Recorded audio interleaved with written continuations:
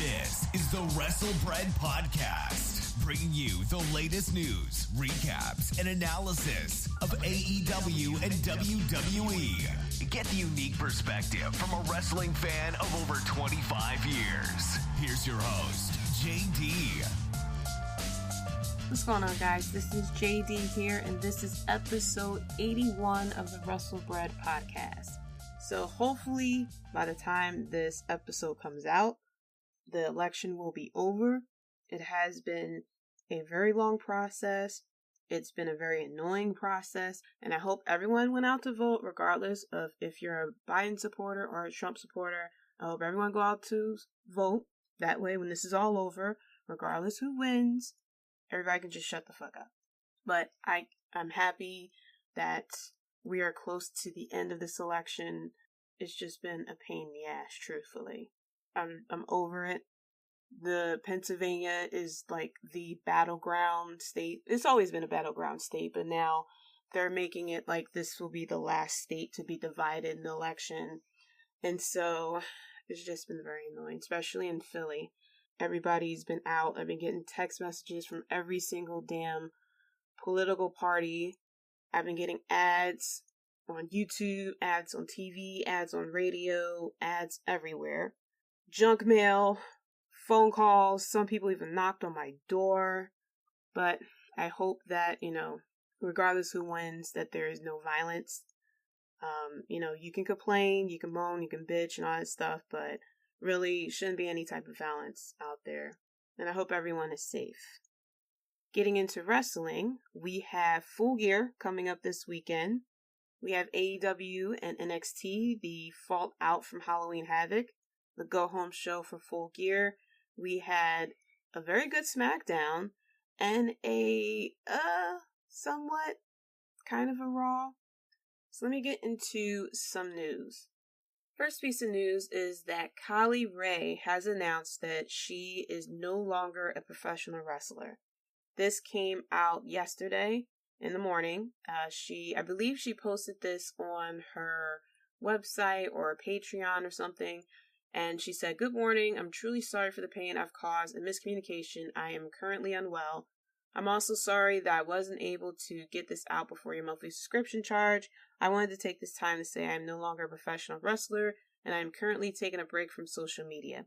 It's been a very hard decision to make, but please understand. When I am well, I will try to fulfill any obligations that have missed. During this time, most tiers will not be able to be fulfilled.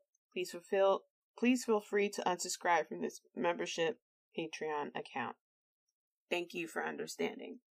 I really hope Kylie Rae is going to get better. This explains what happened at Bound for Glory when she was not in the matchup for the Knockout Championship. I think of this again back when she was with AEW and she got injured and then she took another step away from wrestling. And I have to commend her. It is very brave to come out and say that you're not doing well. There are a lot of people who suffer in silence, and I feel as though you should always speak out. If you're not feeling well, if you need to just take a break from it all, if you need to just take a breather, say so and do so. Social media can be very toxic, especially Twitter. People DM crazy stuff. We've seen it happen all the time. I mean, this damn election has brought out monsters in people. So I'm very happy that she is taking a break from it all just to get back to herself. And I hope that she gets better. If she decides once she gets better that she wants to continue as a professional wrestler, by all means, continue on. And whether she comes back to Impact or she goes to AEW or whatever, that whatever she does makes her happy. So to Kylie Rae, please get better. And I really, really pray for your health and your mental health, your physical health, and your safety. So I mentioned this previously. Jake Hager was going back to MMA. He did fight, I believe it was a week ago, against Brandon Carlton at Bellator 250, which Jake Hager won. He won via split decision, and his record is now 3-0 with 1 no contest. So I guess we're going to have him come back to AEW to support Chris Jericho in his match this Saturday against MJF. So Fightful Select had stated that Ronda Rousey is training for a return to WWE, which we've been hearing about for a very long time. And not only is she training for a return, her husband Travis Brown has been working on his pro wrestling skills as well. So probably we'll get them coming back as a couple. Maybe, I don't know what Travis Brown's going to do. But I have to say, as polarizing Ronda Rousey is, she did make the feud between her and Becky Lynch very exciting. I just hope that when she comes back that they would be able to concentrate on other women as well.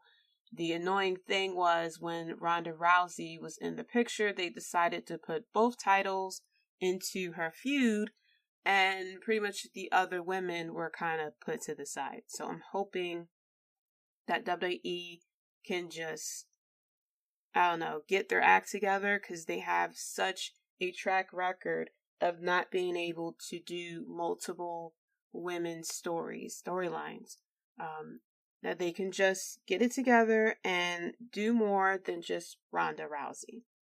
So the Young Bucks went to Twitter to talk about the fact that they are on a banned list for WWE Thunderdome.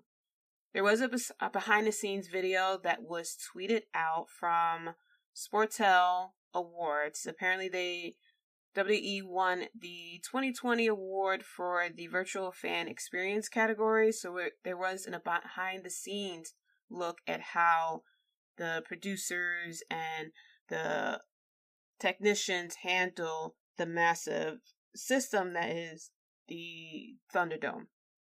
And there was a piece of paper that you keep seeing that has a bunch of faces on it.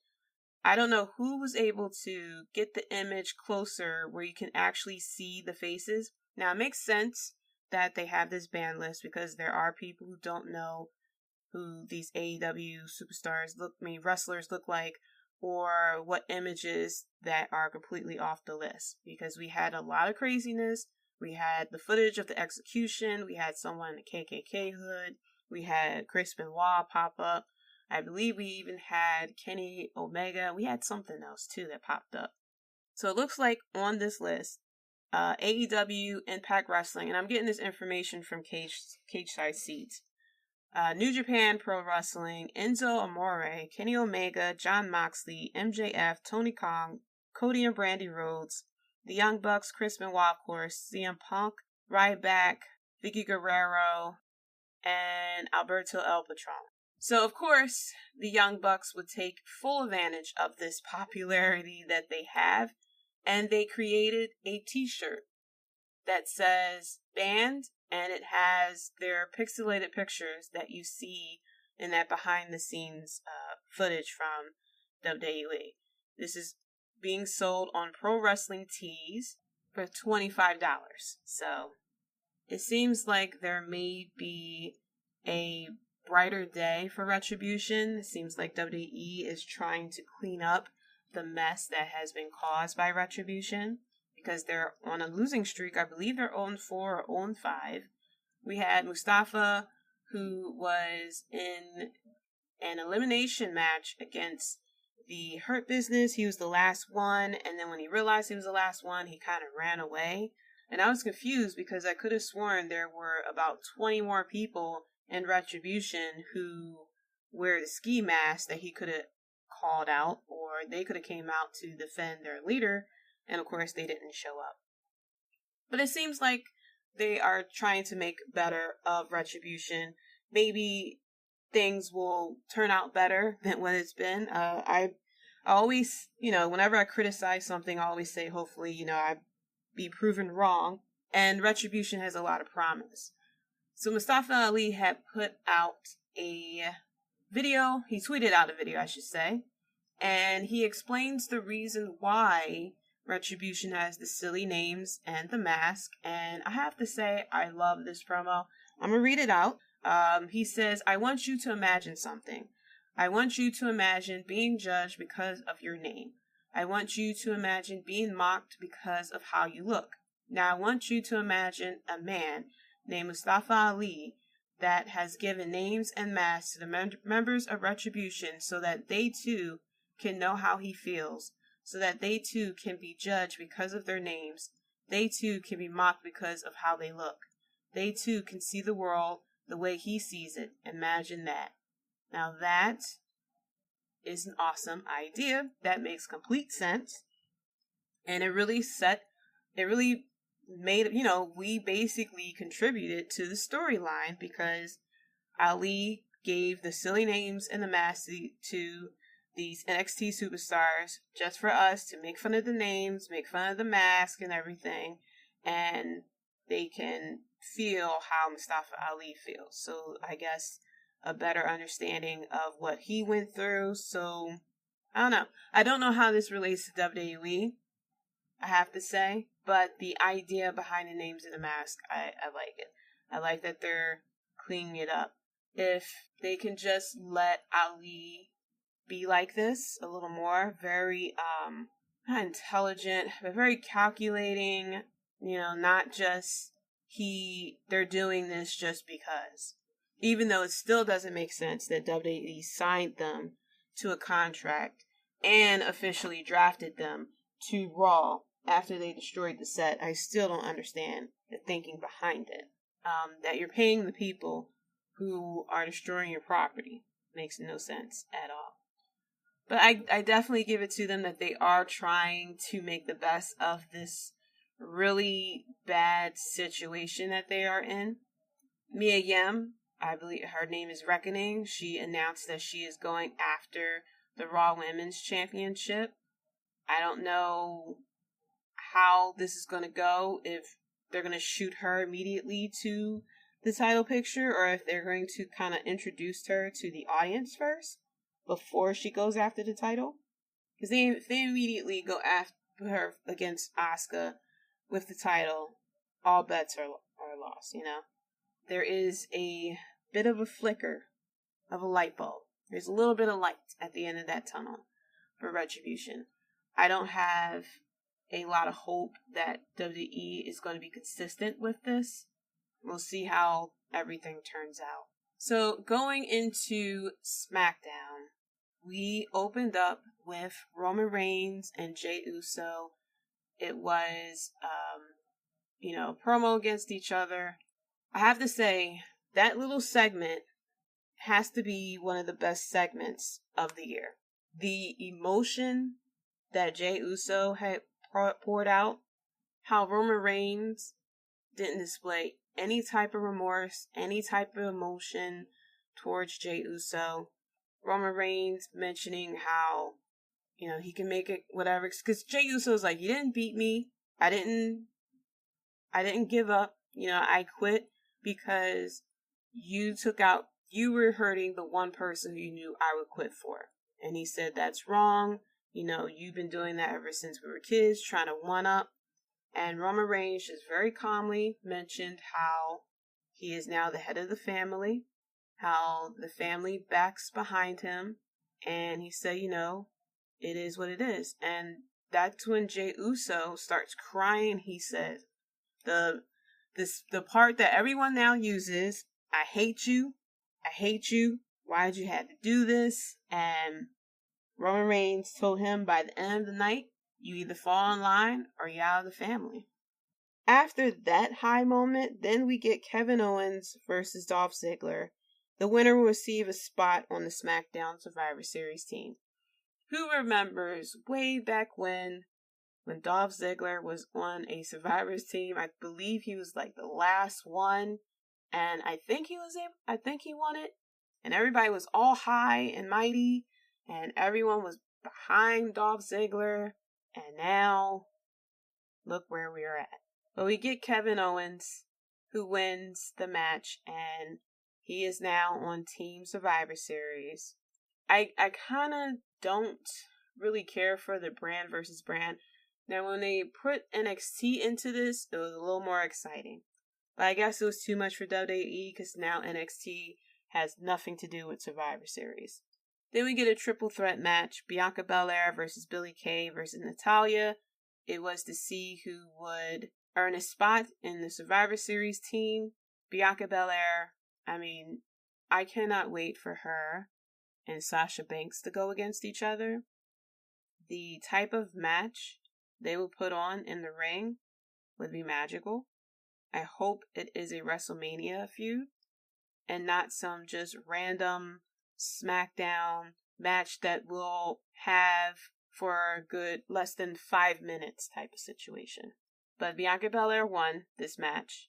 Another thing too, I don't know what they're doing with Billie Kay or Natalya for that matter.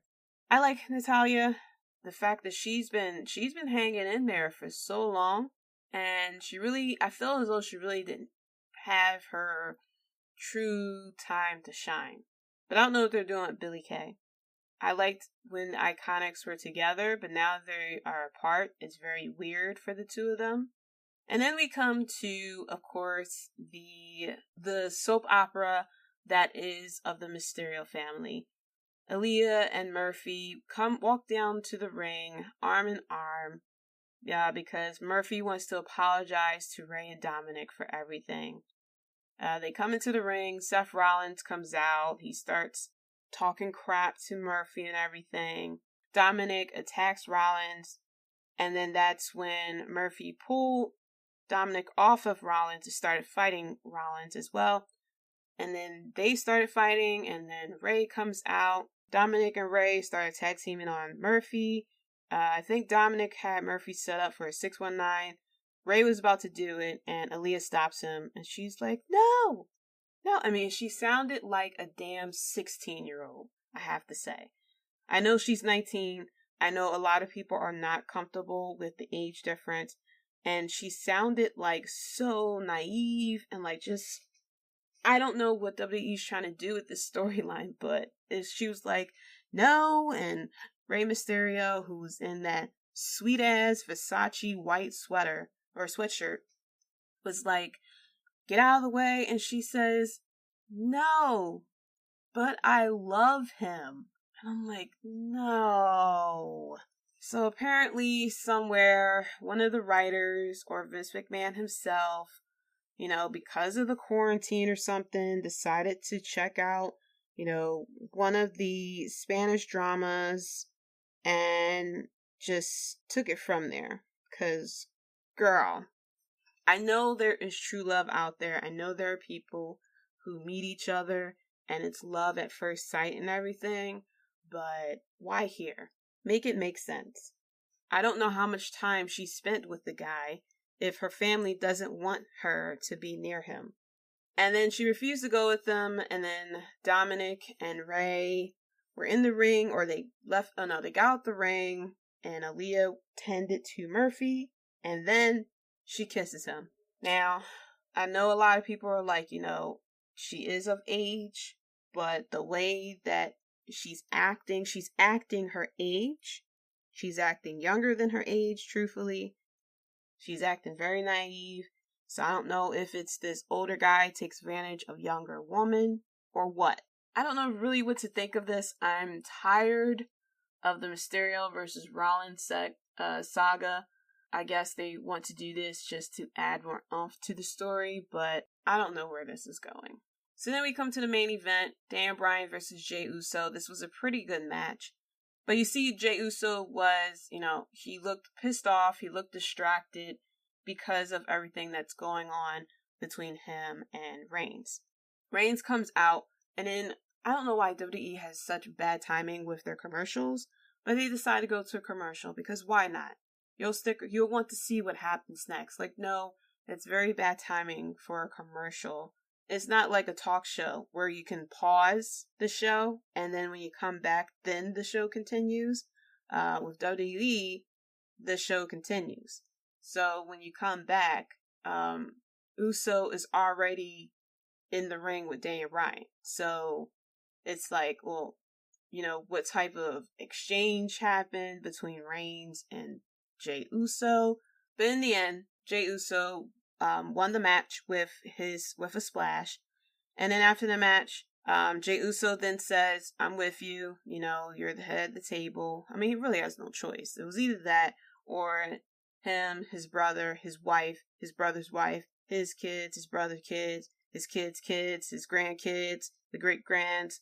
Everyone will be out of the family. And so he said, "I'm with you." And Reigns then looked at Daniel Bryan and he says, "Make him understand." And then Jey Uso kicks the shit out of Daniel Bryan. And Daniel Bryan, of course, he gets the whole, put on the stretcher. Jey Uso just took it to Daniel Bryan. Daniel Bryan, of course, will be out for a little bit, spend a little time with the family. But we get a feud that involves Daniel Bryan now and Roman Reigns / Jey Uso. Don't know who will come to Daniel Bryan's aid with the tribal clan.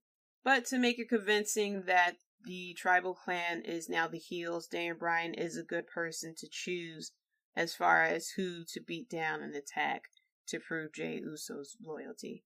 Overall, Smackdown was very good. The big storyline of Roman Reigns and Jey Uso is just top notch. It's definitely one of the best feuds of the year, and who would have imagined?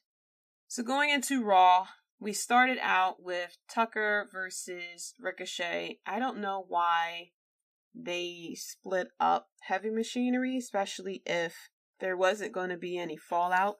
Both men are on separate brands. So I don't know if they were going to come back at Survivor Series and hash it out. But nope. We just get, Tucker now has new gear, and that's pretty much it. Afterwards, Tucker and Ricochet gets attacked by Retribution, and that is that. We also had a segment with AJ Styles, Keith Lee, and Sheamus talking about who is going to be the captain of Team Raw, because we have nothing else to talk about. And then Braun Strowman comes out and says that he is going to be on Team Raw, even though he didn't qualify. He didn't have a qualifying match. AJ Styles mentioned, won't there be a triple threat match? Adam Pearce comes out and says, yeah, that's a good idea. That's a good idea. Keith Lee, Sheamus, and Braun Strowman. Braun Strowman wins. He gets into Team Raw, which, of course, we all knew that he would, because why not? The Hurt Business then announced that they're going after the tag team titles. The New Day has a match against them later on, and the Hurt Business wins. So I shouldn't be too surprised that the Hurt Business won this match. Kind of get them to be a little more aggressive, to be taken seriously. Give them something else to do besides chase around Retribution all day. And then now that Randy Orton is champion, Randy Orton has Drew McIntyre coming after him, The Miz coming after him, and The Fiend coming after him. We had a pretty good segment of the Firefly Funhouse where at first Bray Wyatt mentioned that he has forgiven Randy Orton, but then he mentioned that he didn't forget because of the incredible House of Horrors match. Randy Orton burning down the Wyatt house. We also had a pretty, I don't even know what it was, with Alexa Bliss. She mentioned she had a magic trick, and then you see her tongue grow like 10 feet long. I don't know what that was about, but then of course it turns away to Bray Wyatt, and Bray Wyatt says, "Oh shit." Of course it bleeps it out. I guess they're really trying to bring in more viewers to Raw, try to get Raw to be more uncut. Remember when they said that it would be the third hour where Raw would be more uncut and raw and less PG? I remember those times. Those were fun. But we had a lot of bleeping out in the Firefly Funhouse. We also had a segment where Nikki Cross, finally they, got back to this little storyline. Nikki Cross talking to Alexa Bliss, saying how much she has changed, and Alexa Bliss was turned away from her. Nikki Cross turns Alexa Bliss around, the camera turns to Alexa Bliss and her eyes are white. So she is slowly changing into whatever form that she is turning to because of the Fiend. So I don't know where they're going to do as far as the WWE Championship. I think The Miz will have an unsuccessful cash-in, unfortunately for him. I think that the Fiend will go against Randy Orton, but I don't think he'll be successful. Like I always say, I don't think the Fiend should be title hungry. I think he should be about chaos and getting revenge, because it makes sense for him to go after Randy Orton because of what happened as far as the House of Horrors. It makes sense for when Alexa Bliss was looking at Roman Reigns because the Fiend had lost the title. But I don't think that the Fiend should be interested in the title. Maybe Bray Wyatt, that makes sense, but I don't think the Fiend should be interested because the Fiend only cares about chaos and getting revenge on behalf of Bray Wyatt. But Alexa Bliss has been doing so well in her role. I know that she's a big horror fan, so she is drawing a lot of inspiration from those movies with her character, but definitely a nice change to her character, because she's been the whole little Miss Bliss for so long. She definitely needed something different. So going into this week's AEW Dynamite and NXT Live. NXT Live will be all about the fallout of Halloween Havoc, the fallout with Johnny Gargano becoming the NXT North American Championship, who was the mysterious masked person who tried to help out the Garganos, the aftermath of Shotzi Blackheart getting involved in the Women's Championship match, what's going on with Cameron Grimes, did he survive the horror that he went through with that House of Horrors match, what's going to happen now that Pat McAfee has his stable, when is the Undisputed Era going to come back to address Pat McAfee? And then going into AEW Dynamite, we have the matchup of Sammy Guevara and Ortiz versus MJF and Wardlow. We also have Scorpio Sky versus Shawn Spears. Not really on paper an exciting AEW Dynamite, I have to say, but this is the go-home show for Full Gear. I think we're going to get a little bit of a promo or some type of video package that involves Hangman Page and Kenny Omega, the Cleaner, coming up this weekend as well. So, a bit more of a setup. Probably some more matches announced for Full Gear as well. So that's it for the WrestleBread podcast. Thank you so much for listening. And give some shout outs to Julie and Rob Bass from the Wrestling Court Podcast on UnturnedMinds.com, Keita and Jay from the Keita and Jay Show, Chris from We Talk Next Podcast, which is featured on the Keita and Jay Show, Nando and Larry from Half K Podcast, my boys over at Powerbomb Jitsu, and Devin Hafiz from Clark Street Wrestling. I will be on their next episode, Clark Street Wrestling Podcast, this week, so be on the lookout for that episode as well. Coming up this week, I'll be putting out another episode this week for predictions for Full Gear and also a recap of AEW Dynamite and NXT Live as well. Be sure to hop on Twitter and follow me at Jaydee Talks. That's JAYDEE Talks, and follow the podcast as well at WrestleBread on Twitter, on Facebook WrestleBread, and on Instagram WrestleBread_podcast. Be sure to leave a review. Let me know your thoughts as well. Be sure to check out the YouTube channel as well. I had mentioned that I was putting out videos of recaps for Undertaker, the 30 Days of the Dead Man.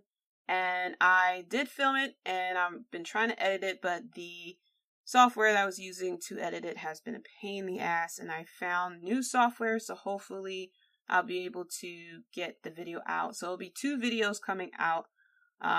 Hopefully by the time this episode comes out, both videos will be out. If not, it'll be out on Thursday. Leave a review wherever you're listening to this podcast as well. And until next time, guys, peace. Thanks for listening. If you enjoyed the show, be sure to subscribe and leave a review. Check us out at WrestleBread.com and subscribe to WrestleBread on YouTube for more breaking news and JD's opinions.